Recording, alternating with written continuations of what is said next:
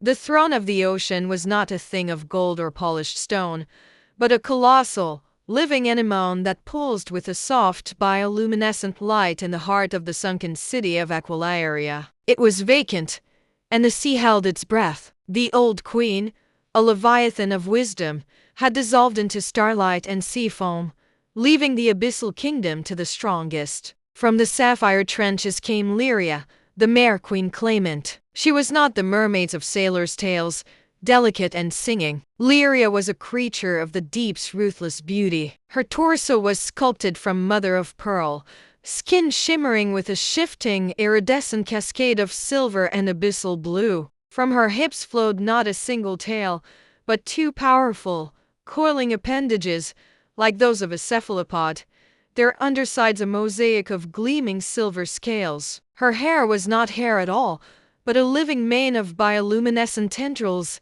mimicking the ghostly dance of a siphonophore, casting an eerie, captivating light around her. In her hands, she wielded a trident forged from the tooth of a prehistoric Megalodon, its points humming with the latent energy of abyssal currents. Her challenger rose from the volcanic vents of the trench of embers, Morwenna, the dragon of the deep. She was a horror of evolutionary perfection, a creature of pressure and fire. Her body, long and serpentine, was armored in scales of obsidian, each one edged in crimson like cooled lava. Her underbelly was a softer, pulsating gold, glowing with the geothermal fury she contained. Four powerful, clawed limbs propelled her through the water, their movements unnervingly graceful. Her head was a nightmare of elegance, with an elongated snout lined with teeth like shards of black glass, and 6 horns that swept back like a molten crown. Her eyes were the most terrifying feature, pools of liquid magma that burned with ancient, insatiable intelligence. From her jaws, she did not breathe fire, but superheated steam and poison that could boil a whale in its skin. They met in the great arena, a vast, circular plain of white sand surrounded by the crumbling spires of Lyria. The entire kingdom watched from the shadows.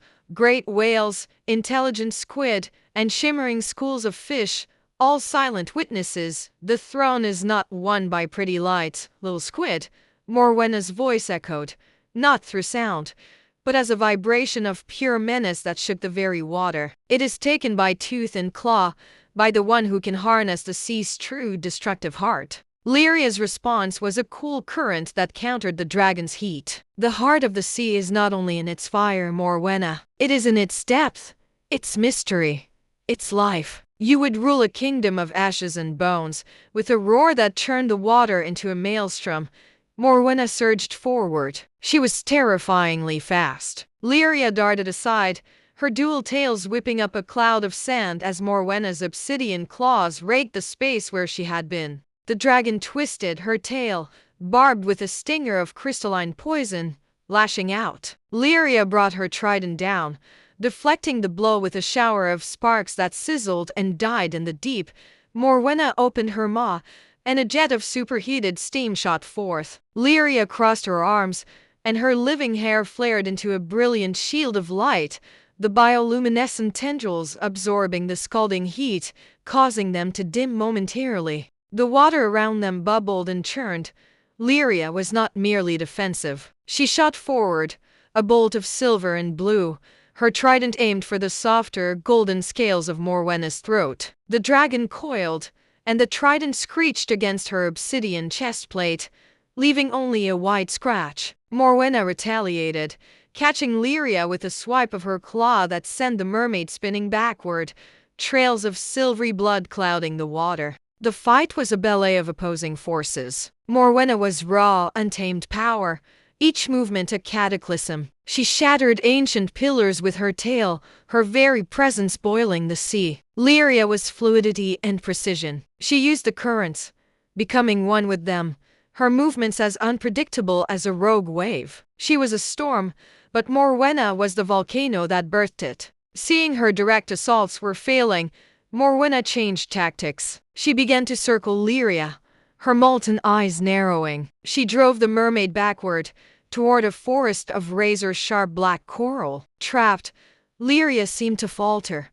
Your light dies here, Morwenna thrummed, gathering herself for a final, boiling blast, but Lyria had been herded exactly where she wanted to be. As Morwenna unleashed her torrent of steam, Lyria didn't try to block it. Instead, she slammed the base of her trident into the seabed. The Megalodon tooth resonated not with sound, but with a fundamental command. It called the water itself to her aid.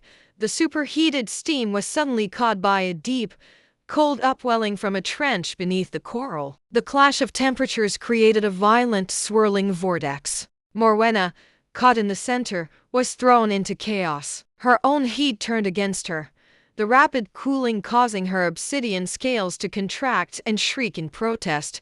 In that moment of disorientation, Lyria struck. She didn't aim for the armored back or the deadly head. She dove downward, then upward, using the vortex's own energy to propel her like a harpoon. She drove her trident deep into the soft, glowing gold of Morwenna's underbelly. A silent, agonized scream vibrated through the ocean. Morwenna thrashed, her lifeblood, a fluid of liquid fire and black smoke, pouring into the water. She looked at Lyria, her magma eyes wide not with pain, but with a strange, grudging respect. "You understand the sea."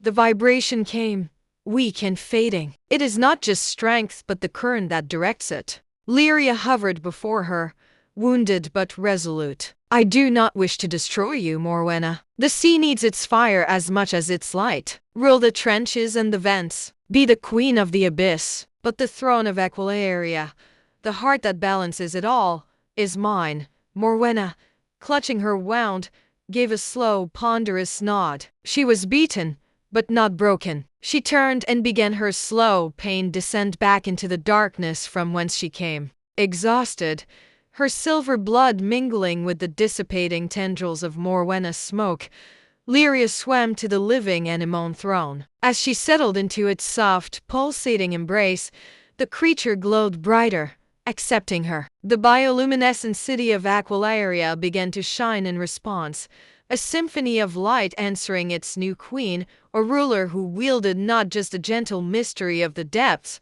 but the fierce respect of its most ancient and terrible power. The sea had its queen, a balance of shadow and light, forever intertwined. The end. Thank you for watching, and please don't forget to like, share, and subscribe.